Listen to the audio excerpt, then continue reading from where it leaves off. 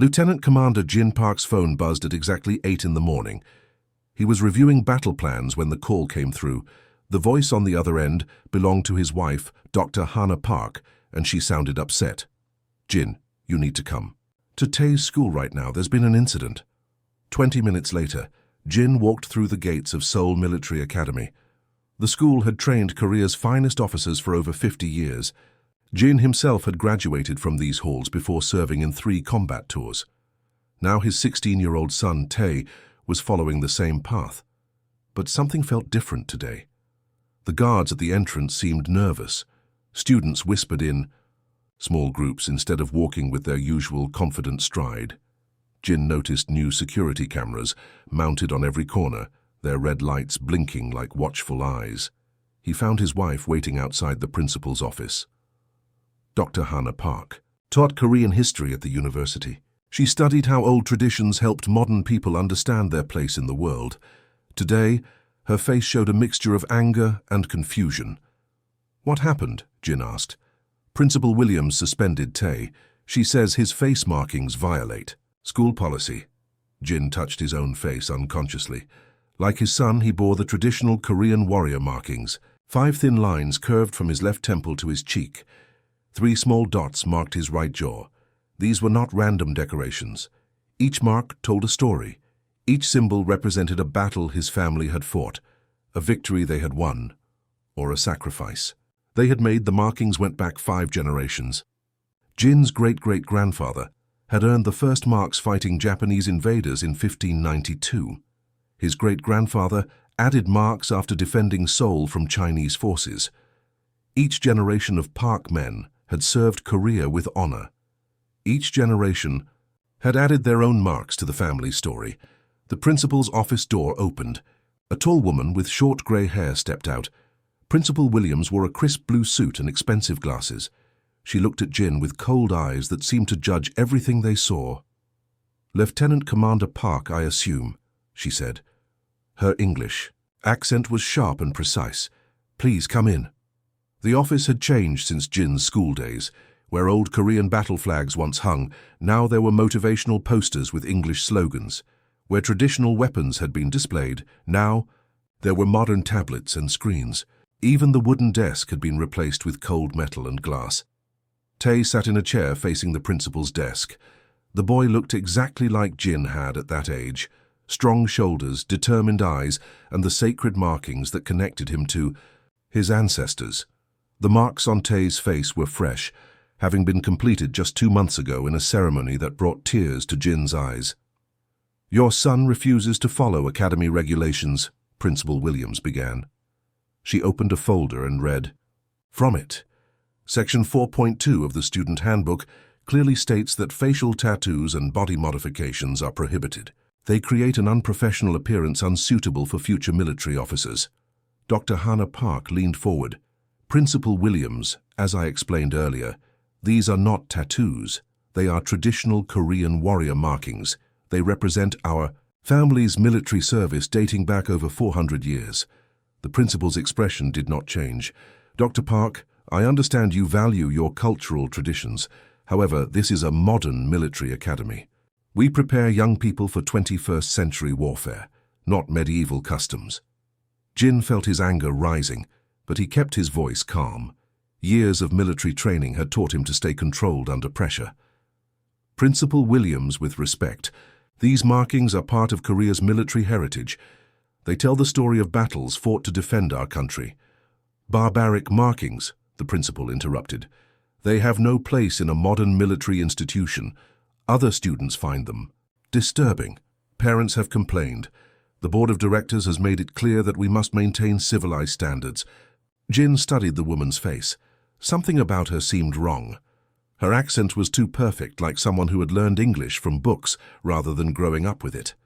Her posture was military straight, but she claimed no service record. Most strange were her eyes. They seemed to look at the Korean markings not with disgust, but with intense curiosity, as if she were studying them. "These civilized standards," Jin said slowly, "do they apply to all cultural traditions or just Korean ones?" Principal Williams smiled, but it was not a warm smile. "Lieutenant Commander, I think you misunderstand. This academy serves students from many backgrounds. We simply cannot allow each group to display their particular customs. Unity requires uniformity. Dr. Hana spoke up. The Imjin War markings on my son's face represent the battle where Korean turtle ships defeated a Japanese invasion fleet 3 times their size. The small dots represent the 3 days Korean forces held a mountain pass against impossible odds. These are not decorations, they are historical records. Superstitious nonsense, Principal Williams said dismissively. This academy prepares soldiers for modern warfare using satellites, computers, and precision weapons. We have no use for ancient superstitions. Jin noticed something else odd about the office. Hidden among the modern equipment were devices he did not recognize. Small silver boxes with blinking lights sat on shelves. Thin wires ran along the walls in patterns that served no obvious purpose. The whole room felt like it was listening, watching, recording everything. What exactly are you asking us to do? Jin asked. Simple. Your son will undergo a medical procedure to remove these markings, or he will be permanently expelled from the academy. The room fell silent. 3 generations of Park family military service hung in the balance. Jin could not sleep that night. He sat at his computer until 3 in the morning, making phone calls and searching through military databases. What he found made his blood run cold. The Seoul Military Academy was not alone. Phone calls to old friends across Asia revealed the same story happening everywhere. In Tokyo, Colonel Yamada told him that his son had been expelled from the Japanese Naval Academy for wearing a small samurai family crest. The boy's great-grandfather had served as a naval officer in World War II. The family crest had been worn by Japanese sailors for over 200 years. They said it was gang-related, Colonel Yamada explained over a secure phone line. Can you believe it? They called a samurai family crest a gang symbol. From Mongolia came even worse news. Major Batbaya reported that 12 students had been removed from the Mongolian Military University in just 2 months. All 12 came from families that traced their bloodlines back to Genghis Khan's armies. All 12 had traditional markings that told stories of ancient battles on the steppes. They are erasing our history, Major Batbaya said. His voice cracked with emotion. These children carried the wisdom of the greatest military minds in human history. Now they sit at home, banned from serving their countries.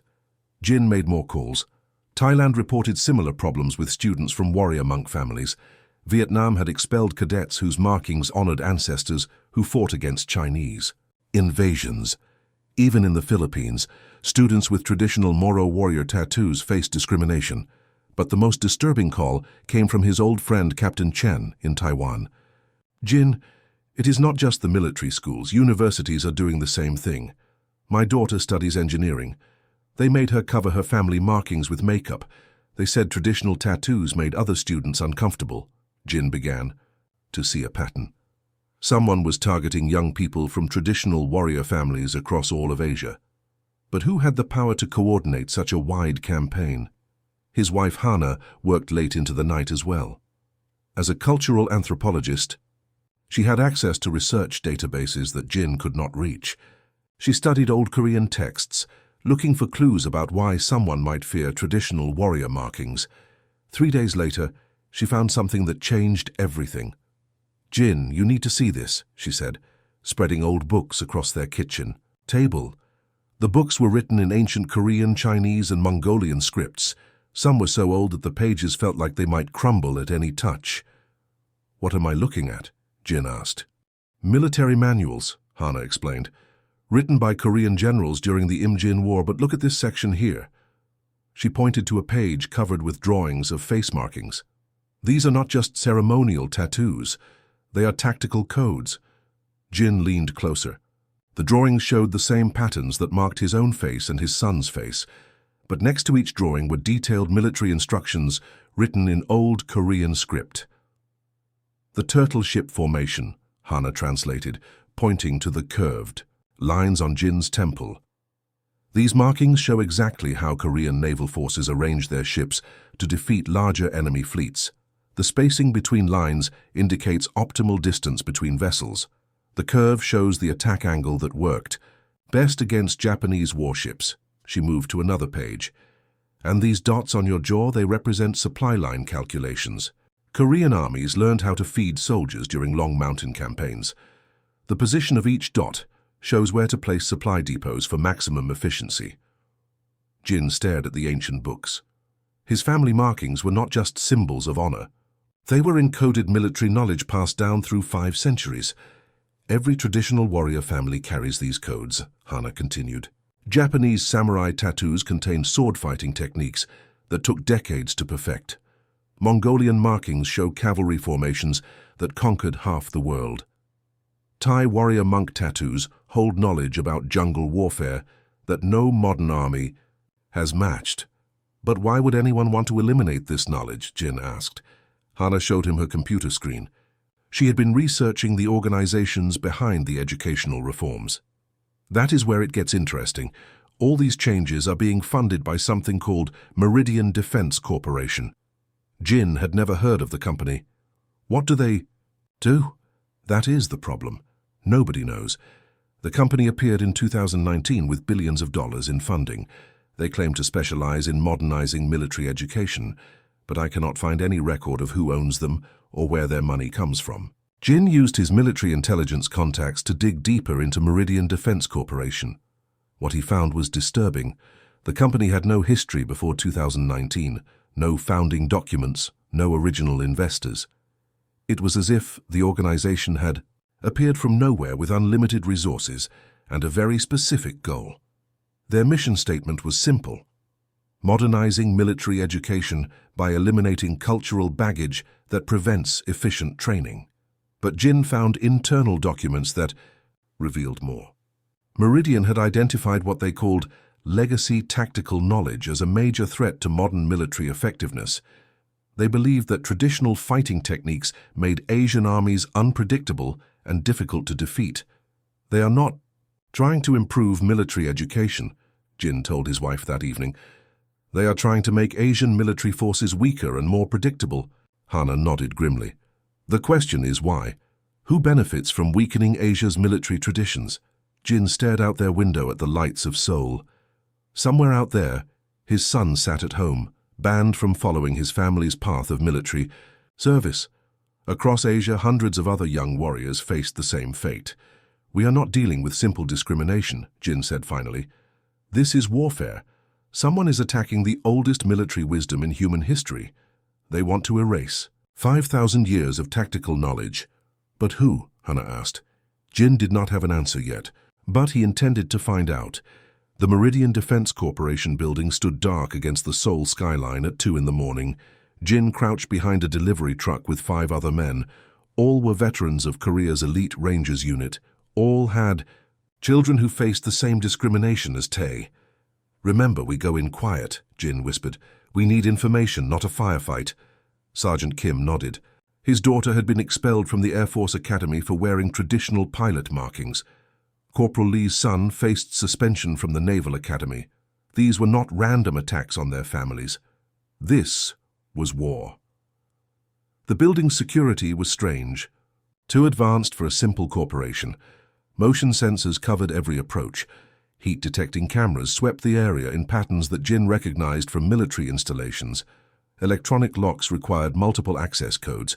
This was not normal. Business security. Whoever runs this place knows about military tactics, Sergeant Kim observed. They found a way in through the old subway tunnels that ran beneath the building. Jin's grandfather had helped build these tunnels during the Korean War. The old man had told stories about hiding weapons and supplies down here. Jin never imagined he would use that knowledge to infiltrate an enemy facility. The basement level was filled with computers. Dozens of screens showed maps of Asia, with red marks over military academies. Jin recognized the pattern immediately. Every mark represented a school where traditional warrior families faced discrimination. Look at this, Corporal Lee whispered. He pointed to a screen showing detailed information about Korean military families. The computer had complete records of every family's military history going back centuries. It knew which families carried traditional tactical knowledge. It knew which markings represented which military secrets. Jin found files on his own family. The computer contained information about the turtle ship tactics encoded in his facial markings. It had analyzed the mathematical patterns hidden in the traditional designs. It even had predictions about how these tactics might be used in modern warfare. "How do they know all this?" Sergeant Kim asked. The answer came from intercepted communications they found on the main server. Jin plugged in a data drive and began copying files. What he read made his hands shake. The messages were not written in any human language. Strange symbols covered the screen, but the computer had translated them into Korean. The conversations were between something called the Hegemony Command and their agents on Earth. "Phase 1 complete," read one message. "Traditional warrior bloodlines identified across all target regions. Educational infiltration proceeding as planned." Another message was even more disturbing. "Human military effectiveness stems from generational knowledge transfer. Eliminate traditional warrior cultures, and their tactical unpredictability disappears. Conquest becomes possible." Jin realized they were not dealing with human enemies.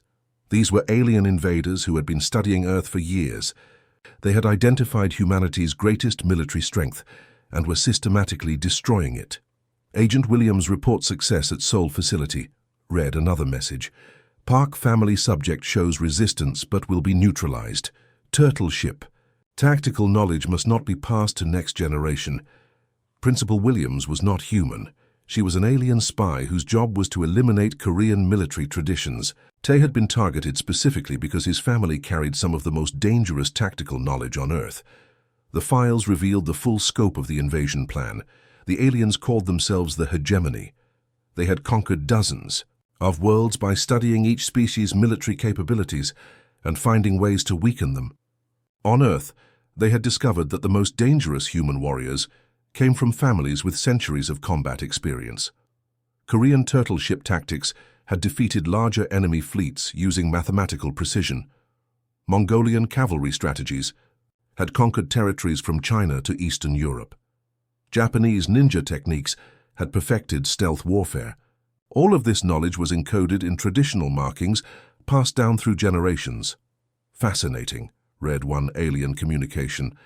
"Humans store tactical information in cultural symbols.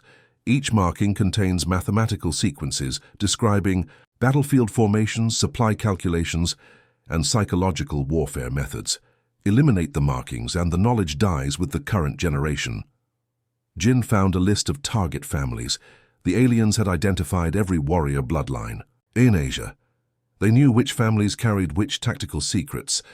They had spent years infiltrating schools and universities to prevent this knowledge from being passed to the next generation. But the most shocking discovery was the timeline.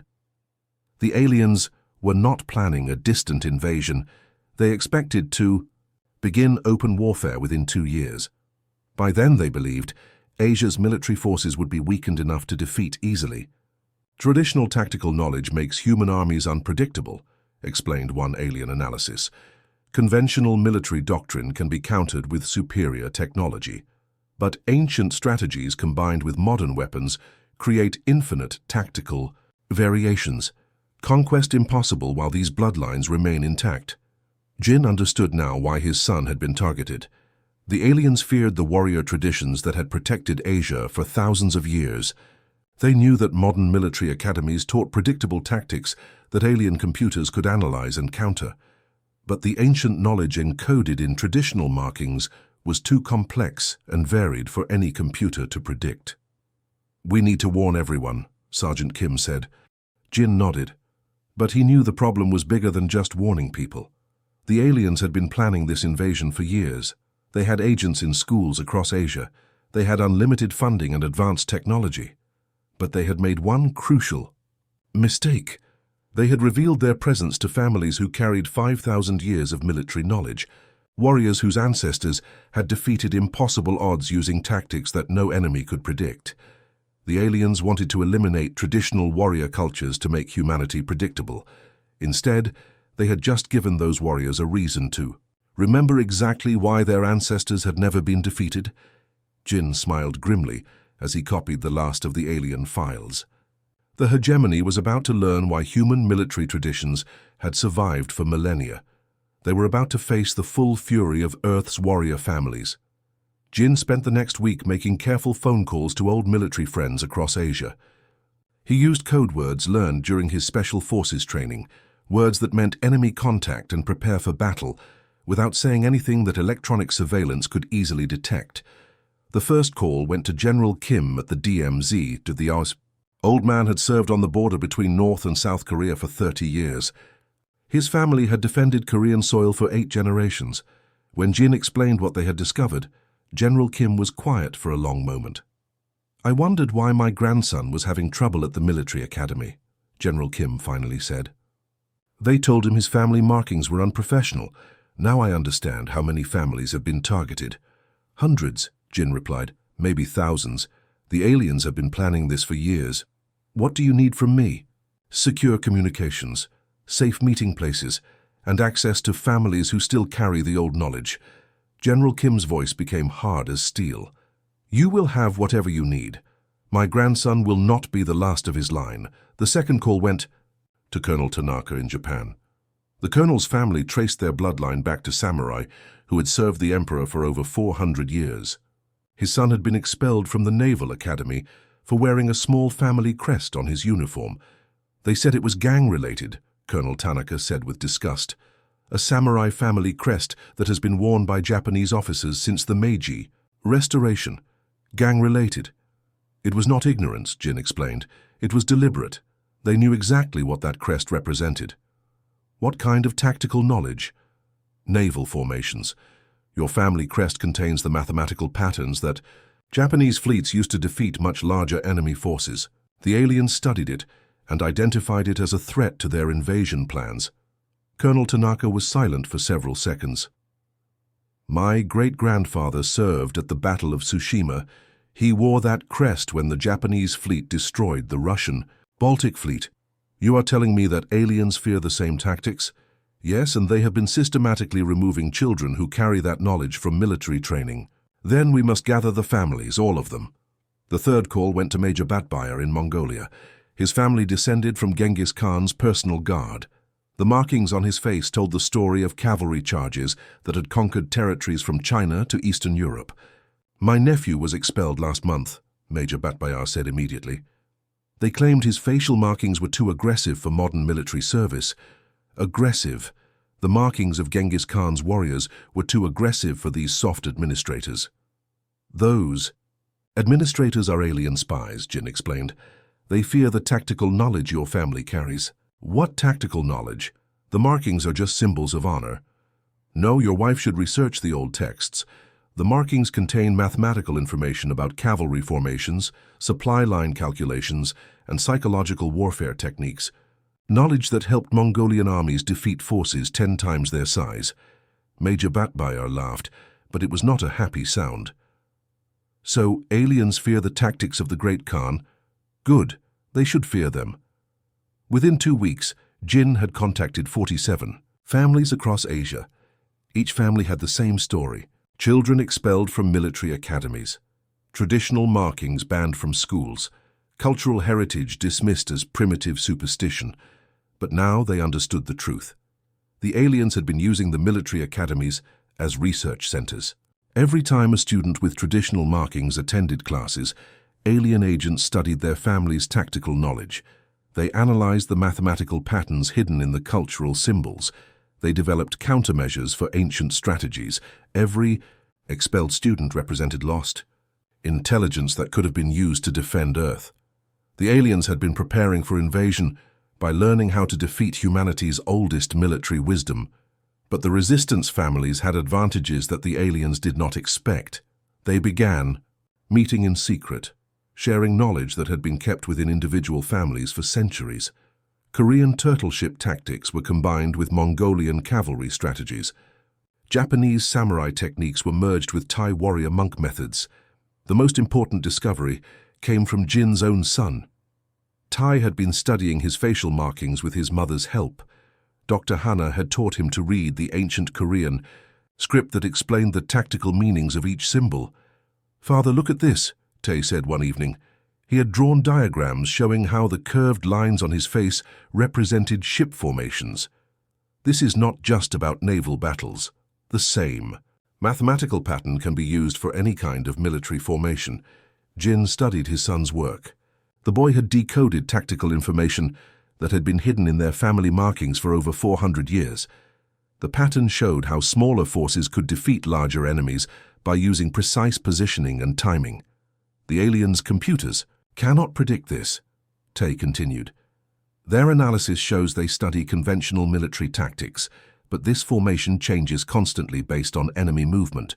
No computer can calculate all the possible variations. Jin realized his son was right. The aliens had made a crucial error.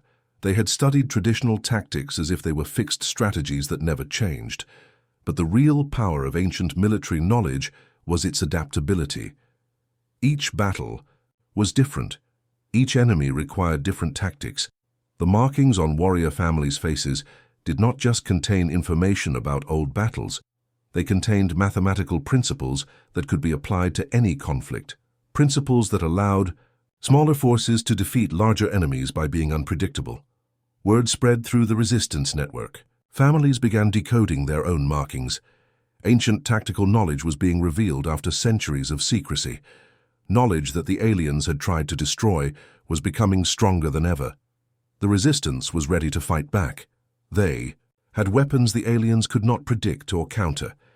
They had the accumulated military wisdom of 5,000 years of human warfare. The invasion was coming. But humanity's warrior families were preparing to give the aliens a lesson in why traditional tactics had never been defeated. The alien ships appeared over major cities across Asia at dawn on March 15th. Massive black vessels hung in the sky like dark clouds, blocking out the morning sun. The hegemony had finally begun their open invasion of Earth, but they were not facing the weakened, predictable human forces they had expected. Jin stood on the bridge of the Korean Navy's newest destroyer, watching the alien fleet descend toward Seoul. His facial markings seemed to glow in the light from the ship's computers. Around him, young Korean officers wore their traditional warrior tattoos with pride. The markings that had nearly gotten them expelled from military academies were now their greatest weapons. All ships prepare for turtle formation, Jin commanded into his radio.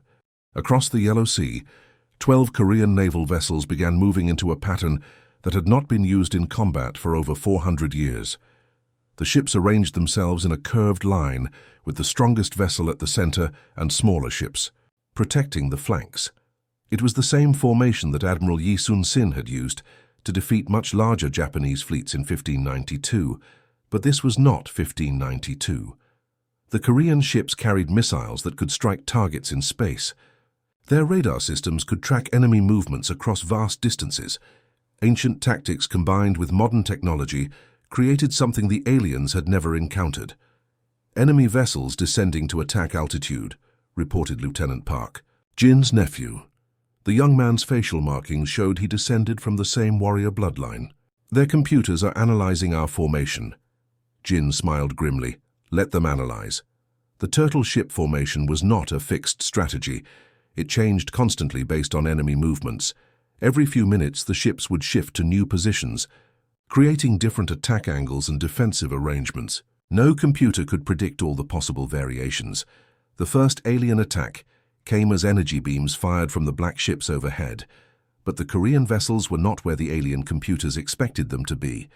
The beams struck empty water. As the ships moved in the fluid, unpredictable pattern of the ancient turtle formation, Korean missiles struck back, targeting the alien ships with precision that came from centuries of naval combat experience.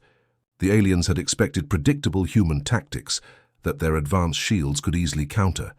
Instead, they faced mathematical calculations developed by Korean admirals who had defeated impossible odds using superior strategy. 3 alien ships fell from the sky, crashing into the sea with tremendous explosions. Similar battles were happening across Asia. In the mountains of Mongolia, Major Batbayar led cavalry units that had been adapted for modern warfare. Instead of horses, his warriors rode fast attack vehicles equipped with heavy weapons, but they moved in the same patterns that Genghis Khan's armies had used to conquer half the world. The Mongolian forces struck the alien ground troops like lightning, appearing from unexpected directions and disappearing before the enemy could respond. Their vehicles moved in coordinated groups that surrounded and destroyed much larger alien forces. It was the same strategy that had defeated Chinese armies, Persian empires, and European kingdoms. The aliens' computers could not understand why. Human forces kept appearing where they were not supposed to be. Their analysis showed that human armies should fight in predictable formations. Instead, they faced tactics that changed constantly, adapted to every situation, and struck from directions that made no logical sense. In space above Japan, Colonel Tanaka led fighter squadrons using principles of Bushido combined with zero-gravity combat. Japanese pilots flew their spacecraft like samurai warriors, wielding swords, striking with precision and honor rather than brute force. They moved in formations that looked like traditional sword-fighting techniques, but adapted for three-dimensional space combat. The alien pilots had trained to fight predictable human aircraft that followed standard military doctrine. Instead, they faced Japanese fighters that moved like dancers, striking with perfect timing and withdrawing before the enemy could respond. Ancient samurai principles of reading an opponent's intentions and exploiting their weaknesses proved devastatingly effective against alien technology. At the center of the global defense network, Tae Park sat in a command center beneath Seoul. The boy who had been suspended for wearing traditional markings now served as the tactical coordinator for Earth's entire defense. His facial tattoos had been scanned into computers that translated the ancient mathematical patterns into modern battle commands. "Korean fleet, adjust formation angle by 15 degrees, Tae commanded, reading the tactical information encoded in his family markings. "Mongolian units, execute cavalry strike pattern 7. Japanese squadrons, implement falling leaves maneuver." The eye. Markings on his face contained mathematical sequences that described battlefield formations, supply line calculations, and psychological warfare techniques developed over thousands of years. Combined with modern communication technology, these ancient codes allowed him to coordinate military forces across multiple continents. The aliens' advanced AI systems began failing catastrophically. Their computers had been programmed to predict human military behavior based on modern tactics used by conventional armies. But they could not process strategies that combined 5,000-year-old wisdom with futuristic technology. "Enemy retreat detected," reported Lieutenant Park. "Alien ships are withdrawing from all combat zones." Jin watched the black ships rising, back into space, leaving behind the wreckage of their defeated invasion force. The aliens had expected to face weakened human armies that used predictable tactics. Instead, they had encountered the full fury of Earth's warrior traditions. The final alien transmission was intercepted by Earth's monitoring stations. Human unpredictability exceeds all parameters. Cultural diversity creates infinite tactical variations. Conquest impossible. Recommend immediate withdrawal from this system. Tae Park smiled as he read the message. The markings that had nearly gotten him expelled from school had helped save humanity. Traditional warrior cultures that aliens had tried to destroy had proven to be Earth's greatest defense. The invasion was over. The warrior families had won.